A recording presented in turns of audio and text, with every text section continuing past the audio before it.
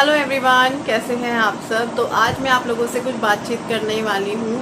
आप लोगों के बहुत सारे कमेंट्स आ रहे हैं, उन सभी कमेंट्स का मैं रिप्लाई करने वाली हूँ।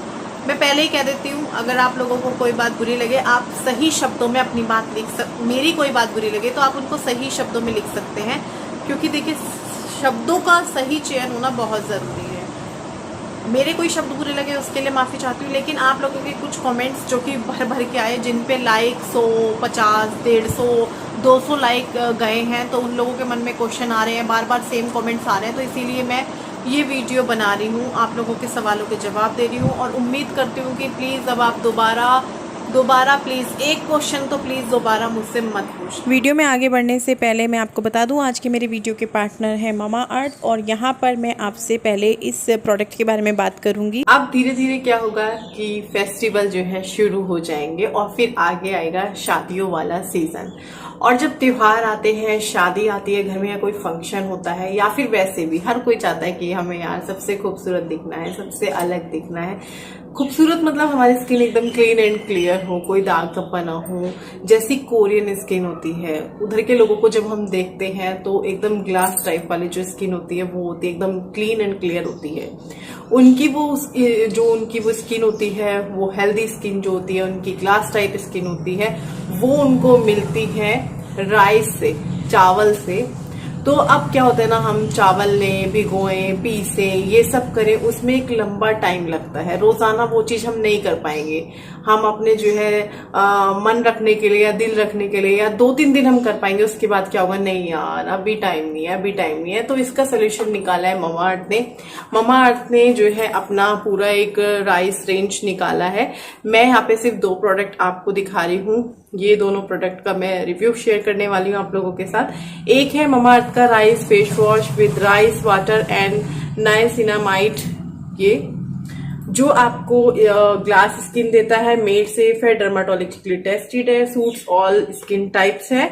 और ये है सेकंड प्रोडक्ट मेरे पास, ये है मामा अर्थ का rice day cream with rice water and niacinamide. Mamaearth के ये जो 2 प्रोडक्ट मेरे हाथ में आप देख रहे हैं, ये मैन वुमेन दोनों यूज कर सकते हैं, लड़के लड़की दोनों यूज कर सकते हैं। 18 साल से ऊपर, 18 साल से नीचे नहीं यूज कर सकते हैं। अपने बालों को बांध लिया है, अब मैं इससे अपने चेहरे को दूंगी, आप आफ्टर बिफोर देख सकते हैं।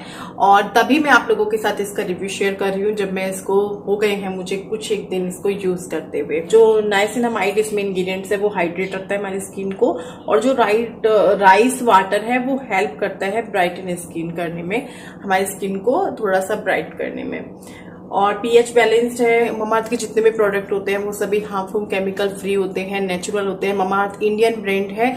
तो चलिए मैं इसको यूज कर लेती हूँ और दिखाती हूँ किस तरीके का ये है। ये देखिए, बहुत ही थोड़ा सा मैं इसको लूंगी इस तरीके से। नॉर्मल जैसे किसी और फेस वॉश से अपने चेहरे को धोते हैं, सेम उसी तरीके से इससे मैं अपने चेहरे को धो लूँगी। हल्के हल्के हाथों से हल्की हल्की सी मसाज कर लूँगी।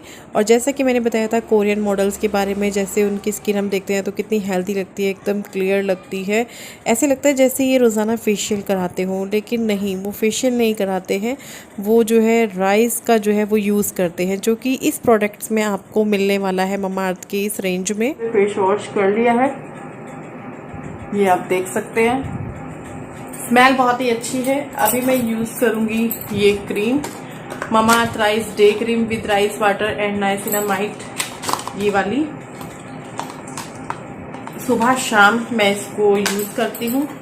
इस तरह से ये पैकेजिंग में है। इसको मतलब जैसे आप कहीं जा रहे हो तब भी आराम से अपने पर्स में, अपनी किट में रख सकते हो, ट्रेवल फ्रेंडली है, इस तरह से है। और फेस वॉश की जो पैकेजिंग है वो कुछ इस तरह से है।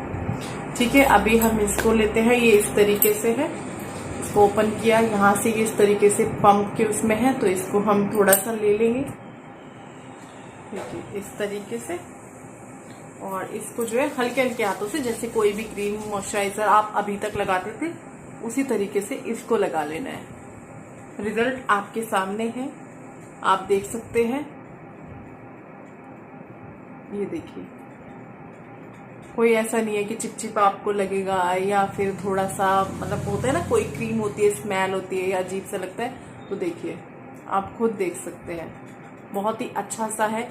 आपको जो है इसे लगाने के बाद कोई भारी भारीपन सा नहीं लगेगा। ये दोनों ही प्रोडक्ट आपको मिल जाएंगे मामाअर्थ पे, नायका पे, पर्पल पे, फ्लिपकार्ट पे, अमेजोन पे। अगर आप मेरा कूपन कोड यूज करेंगे जो कि इस वक्त मैंने यहाँ स्क्रीन पर मेंशन किया हुआ है, उससे आपको मिलेगा 20% ऑफ मिलेगा।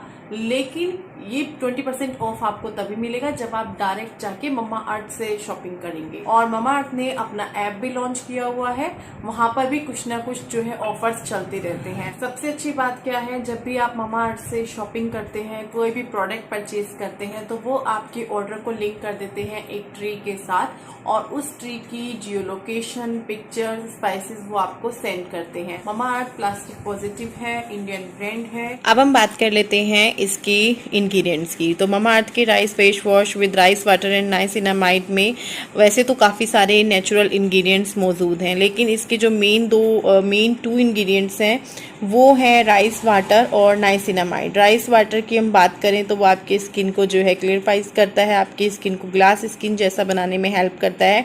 नाइसिनामाइड की बात करें तो वो हेल्प करता है जो डेड स्किन सेल्स होते हैं उनको रिमूव करने में, आपकी स्किन को फ्रेशनर बनाता है, हेल्थियर स्किन देता है आपको। इन दोनों ही प्रोडक्ट का लिंक आपको मिल जाएगा नीचे डिस्क्रिप्शन बॉक्स में, आप चेक कर लीजिएगा। हाँ जी, तो मैं बैठ गई हूँ आप लोगों से बात करने के लिए। ये बहुत ज़रूरी बातें हैं जो मुझे आज आपसे करनी है, और ये मैं करना चाहती हूँ।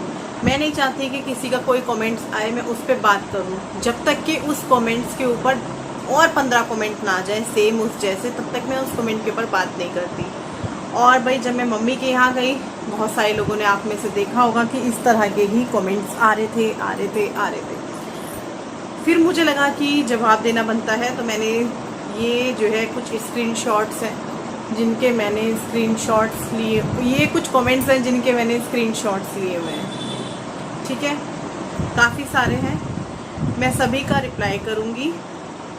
आप लोगों की जो भी बातें हैं, जो भी मन में आ रही हैं चीज़ें, देखिए हम किसी का भी ब्लॉग देखते हैं या किसी की भी लाइफ देख रहे होते हैं, तो हमें मन में आता ही है उनके वीडियोस, व्लॉग्स या फिर कुछ भी देख के कि नहीं ऐसे नहीं, ऐसे किया जा सकता था, ऐसे ठीक रहता।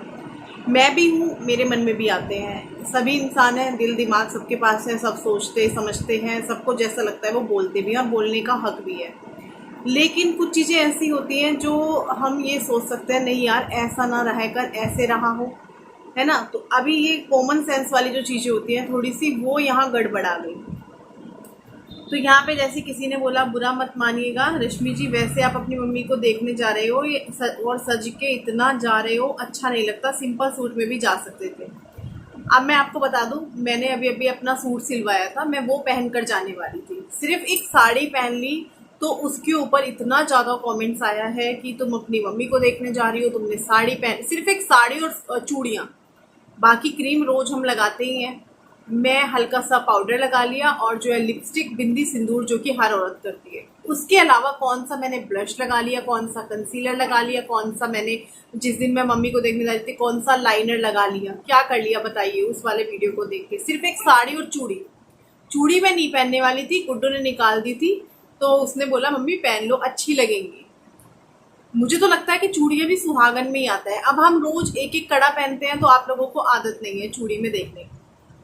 रही बात सूट की, तो सूट भी अगर मैं पहन के जाती तो वो भी वैसा ही होता। अब मैं घर का कॉटन का सूट तो पहन के जाने से रही अपने घर, बेशक वहां कोई देखने नहीं आ रहा है या कुछ नहीं हो रहा है, लेकिन रहता ही है। और खुद मेरी मम्मी भी इस चीज को बोलती है, उनको बिल्कुल पसंद नहीं है कि मतलब ऐसे ही सूट पहन जाओ, उनको तो साड़ी ही अच्छी लगती है। वो तो मैं हूँ कि कभी मन आया कर लिया, मन नहीं आया नहीं किया, सूट में चली गई, अच्छा लगता है वो पहन लेती हूँ। ठीक है, तो ये बहुत ज़्यादा कमेंट्स था, आपने साड़ी पहनी, आप फैशन, आप सज धज के, क्या सज धज के किया मैंने, ये बताइए मुझे। आपकी डाइट कहाँ गई, ये भी एक जो है सवाल आया था। अब ये एक सोचने वाली बात है ही नहीं कि आपकी डाइट कहाँ गई। अरे यार, हम किसी की शादी में जा रहे हैं तो हम वहाँ पर डाइट का देखेंगे, या हम कहीं घूमने जा रहे हैं तो हम वहाँ डाइट का देखेंगे, या कोई अपने ससुराल या मायके जा रहा है तो वो वहाँ डाइट का देखेगा। मतलब मैं वहाँ डाइट का देखती, बीच में ढाबा पड़ा, वहाँ हमने खाना खाया, अब मैं वहाँ ये करती कि नहीं यहाँ पे तो ये मंगाओ मेरे लिए, वो मंगाओ, मैं ये नहीं खाऊंगी, मैं वो नहीं खाऊंगी। ये चीज़ें चलती हैं कोई बाहर निकल कर। डाइट जैसी चीज़ें जो होती हैं वो घर पे होती हैं। मेरे घर में आप लोग भी देख रहे होंगे, वहाँ मतलब आलू आलू ही चल रहा है कई दिन से। लेकिन वो आलू मैं नहीं खा रही हूँ, मेरे बच्चे खा रहे हैं।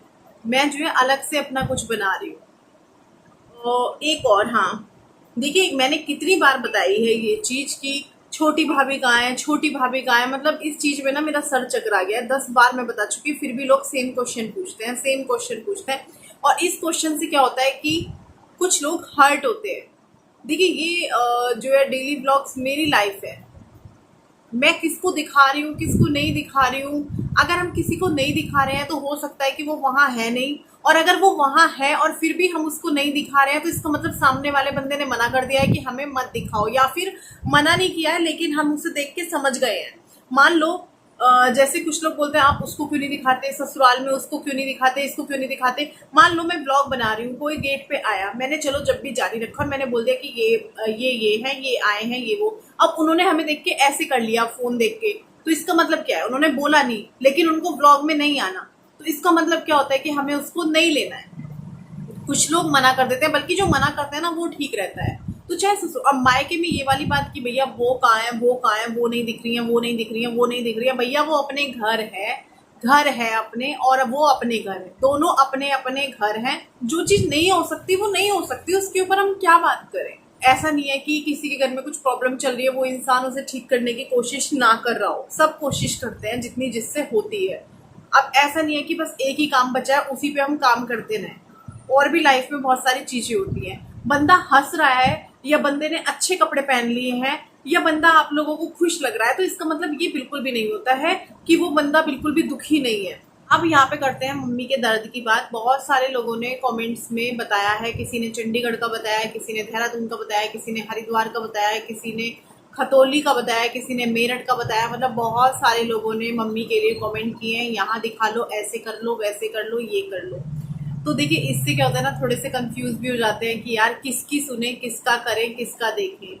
क्योंकि वही है ना, अब मैं बताती हूँ, बहुत सारे लोगों ने बोला थेरेपी करा लो, आयुर्वेदिक करा लो, आयुर्वेदिक अच्छा होता है। तो वो चीज मम्मी ने करवाई है, मैंने आप लोगों के साथ शेयर भी किया था घर जाने से पहले, हफ्ता भर पहले बताया था शायद। तो मम्मी की थेरेपी चली थी, मम्मी ने आयुर्वेदिक भी शुरू किया था, लेकिन दर्द इतना है मम्मी को कि वो होता है ना, जैसे मुझे भी बाई चांस मान लो कि किसी चीज का मुझे दर्द हो रहा है, वो दर्द मुझे इतना हो रहा है कि मैंने 2 दिन दवाई खाई, मुझे आराम नहीं लगा, फिर मुझे क्या लगेगा, नहीं अब मुझे उसके पास चलना चाहिए। वो क्योंकि लोग देखने आते हैं तो वो बताते हैं नहीं आप उनको दिखा लो, नहीं आप उनको दिखा लो। फिर किसी ने बोला कि आप वहां दिखा लो, तो मम्मी ने वहां 15-20 दिन दवाई ली होगी आयुर्वेदिक के वहां पे जहाँ पे मैं बता रही हूँ। फिर मम्मी ने वो दवाई छोड़ के किसी डॉक्टर से कंसल्ट किया, फिर वहां से उनकी दवाई चली, फिर वहां से भी आराम नहीं लगा। फिर क्योंकि मम्मी को ये दर्द पिछले 1.5-2 महीने से है, मुझे तो मम्मी ने बाद में बताया था जब बिल्कुल अति हो गई थी। और अभी की बात ये है, अभी दवाई जो चल रही है वो मेरी मामी के भाई हैं, और वो इसी लाइन में है, डॉक्टरी लाइन में है। तो उन्होंने वो डॉक्टर सजेस्ट किया था मम्मी को कि यहाँ पे दिखा लो, अच्छे डॉक्टर हैं। तो वहाँ मम्मी गई, जब जो है दिल्ली थी मेरी मम्मी, अभी हफ्ता भर पहले की बात है। तो वहाँ से उनकी दवाई शुरू हुई, उन्होंने मम्मी का एक्सरे वगैरह किया, उन्होंने वहाँ जांच वगैरह की, तो उसमें जो प्रॉब्लम आई वो बताई और उसका सोल्यूशन बोला कि ऑपरेशन करा लो। अब ऑपरेशन का क्या है, जैसे कि कमेंट बॉक्स में भी 50% लोग बोल रहे हैं मत कराओ, 50% लोग बोल रहे हैं करा लो। ऐसे ही मम्मी को भी जब मम्मी मिलने आता है कोई या मम्मी को देखता है तो वो भी यही बोलते हैं मत कराओ करा लो, मत कराओ करा लो, मत कराओ करा लो। तो इसमें क्या होता है ना, और डर पैदा होता है, ये रहता है कि यार कहीं हम इस चीज से भी इससे भी ना चले जाएं। तो वो चीजें चल रही हैं। ऑपरेशन का ऐसा नहीं है कि नहीं करा सकते, ये है वो है। मैंने जैसा कि बोला, मैं और मेरा भाई मिलकर दोनों कराएंगे। और विपिन भी है, देखिए विपिन भी है, पर देखिए मैं विपिन को क्यों बोलूं जब मैं कर सकती हूँ। और भी बहुत सारी चीजें हैं। तो अपनी मम्मी का मैं खुद करना चाहती हूँ, मेरा भाई करना चाहता है, तो हम दोनों मिलकर करेंगे। जब हम दोनों हैं मम्मी के, तो फिर हम दोनों करेंगे। जब विपिन वैसे सपोर्ट करते हैं ले जाना लाना, और अगर मैं ना कमा रही होती तो शायद विपिन ही करते सब कुछ, क्योंकि टचवुड विपिन बहुत अच्छे हैं। अब ये चीजें हो चुकी हैं, देखिए डॉक्टर वाली बात भी मैंने आप लोगों को बता दी है, क्योंकि सभी को लग रहा है कि यहाँ दिखाओ वहाँ दिखाओ, तो लगभग हम बहुत सारी जगह दिखा चुके हैं। अभी मेरठ का भी है, मेरठ भी दिखाएंगे अगर वहाँ भी ऑपरेशन का होता है। वैसे तो हमने बोल दिया मम्मी करवा लो ऑपरेशन, लेकिन मम्मी को भी जैसे कोई आके बोलता है मत करवाओ, कोई बोलता है करवा लो, कोई बोलता है मत करवाओ, तो मम्मी उस दुविधा में फंस गई है कि करवाऊँ कि ना करवाऊँ। तो अभी इंजेक्शन लगेंगे उनके घुटनों के दर्द में, जो लगते हैं पता नहीं घुटनों में लगेंगे या कहाँ लगेंगे, वो इंजेक्शन से देखेंगे कि ठीक होता है कि नहीं होता है। रक्षाबंधन के बाद जो है देख लेंगे, 15 अगस्त के बाद। ऐसा भी हो सकता है कि मम्मी यहाँ आ जाए। अच्छा जी। हाँ, किसी ने ये बोला है कि तौबा है, आने का फायदा क्या, तुम सुबह वापस चली जाओगी, सिर्फ खिदमत करवाने आई थी यहाँ पर, उन्होंने सॉरी भी बोला है। तो देखिए, मैं खिदमत करवाने नहीं गई थी, मैं मम्मी को देखने गई थी और मम्मी को पता था कि मैं इतने टाइम के लिए आऊंगी। अगर मैं प्रिया के घर ना जाती तो भी मैं संडे अपने घर वापस आ ही जाती। किसी ने ये भी बोला है, रश्मि तुमने कहा कि तुम फ्रूट लेकर जाओगी आंटी के पास, इससे अच्छा होता कि तुम डिनर लेके जाती। खुद की गाड़ी है, थोड़ा डिनर बनाकर ले जाना चाहिए था तुम्हें, या फिर तुम्हें लंच किया वहीं से डिनर पैक करवा कर ले जाती। तो आंटी बेचारी को पकाना पड़ा, डिनर बनाना पड़ा, तुम डिनर ले जाती तो अच्छा होता अपने घर से, आंटी भी खुश हो जाती, आंटी को थोड़ा आराम कराओ। देखिए, सबसे पहली बात, मैं अपने घर से किस टाइम निकली थी? 11 बजे शायद निकल गई थी। तो 11 बजे मैं रात का खाना बनाकर लेके जाती गाड़ी में, गर्मी में। अगर ये बात दिसंबर या जनवरी की होती तो भी लग जाती। अगस्त के महीने में गर्मी में मैं खाना बनाकर ले जाती रात का, वो खराब हो जाता। फिर क्या है कि चलो भाई, रेस्टोरेंट से पैक करवा सकते थे जहां पर हम बैठ के खा रहे थे, 2 बजे शायद हम लोग खा रहे थे, 2 या 3 बजे। वहां से भी अगर मैं घर पर पैक करा के ले जाती रात के 9 बजे के या 8 बजे के खाने के लिए, तो वो भी खराब हो जाता। ठीक है। और दूसरी बात, खाना जो है मेरी मामी ने बनाया था उस दिन, मम्मी ने नहीं बनाया था। सबसे तीसरी बात और सबसे बड़ी बात, जब मैंने मम्मी को बोला हम आ रहे हैं, आप खाना वाने के चक्कर में मत पड़ना, वहां पहुंचकर हम खाना ऑर्डर कर लेंगे, मंगा लेंगे, क्योंकि बाहर का वैसे भी तो खा ही लेते हैं। उस दिन अगर खा लेंगे तो क्या बड़ी बात हो जाएगी, दिन में भी खाया था। ये बात मेरी मम्मी से हो चुकी थी कि खाने वाने के चक्कर में मत पड़ना, खाना वाना सब हो जाएगा। अब ये वाली चीज वही है ना, ब्लॉग में एक एक चीज तो बताई नहीं जाती कि भैया ये बात हुई है, अब ये बात हुई है, अब ये का है। तो वो चीजें भी हमने डिस्कस की थी। हाँ, घर से ले जाना या होटल से दोपहर में ले जाना रात के लिए, वो मुझे नहीं लगता कि वो एक ठीक डिसीजन था। खाना खराब हो जाता, होटल का खाना तो वैसे भी खराब हो जाता है। आप लाओ और उसको सुबह लाके बाहर, शाम, पहली बात तो गाड़ी में, चलो लेकर आए, फ्रिज में रख दिया, बात अलग है। 2-3 घंटे उसको गाड़ी में रखते और फिर रात को 9 बजे खाते, घर पे ले जाके फ्रिज में रखते, वो खराब हो जाता। उससे अच्छा क्या होता कि हापुड़ जाकर हम मंगा लेते। लेकिन वहाँ पहले ही सारी तैयारियां मेरी मामी कर चुकी थी। छोटी मामी ने मेरा मान लो हम लोगों का खाना वाना सब बना दिया था। चलो जी, अब आ गए हैं। हाँ, ये भी किसी ने पूछा है, जब ये जो बंदी है वंशिका शर्मा, ये तो भैया टोटली मुझे नेगेटिव कमेंट ही करती हैं। इनके तो मैंने पहले भी देखे हैं। ये तो मतलब पूरा ब्लॉग देखती हैं और बाल में से खाल निकालना जो कहते हैं वो काम करती हैं। तो ये कह रही है, जब घूमने जाना होता है तो आप 3-4 दिन के लिए बाहर जाते हो, मौसी जी अपनी मौसी सास के घर भी 3-4 दिन लगा कर आते हो, मम्मी के पास भी रुकना चाहिए था। आप में से कितने लोग, मुझे नहीं लगता, पहली बात तो ये बात सच्ची नहीं है कि मैं अपनी मौसी सास के यहाँ 3-4 दिन रुकी हूँ। बताओ, एक रात रुकी होंगी, अगले दिन अपने घर आ गई होंगी। और घूमने भी मैं कब गई 3-4 दिन के लिए? पिछले साल हम शिमला गए थे, रात को शिमला पहुंचे थे 14 तारीख को, 15 तारीख की रात को अपने घर आ गए थे। इतनी दूर किराया भाड़ा खर्च करके गए सिर्फ एक दिन के लिए। सिर्फ अमृतसर गए थे हम, जहां हमने 4 दिन, शायद 3 से 4 दिन हमने लगाए थे। वो भी मैं अपने बिजनेस के चक्कर में गई थी, इसीलिए 3 से 4 दिन लगे।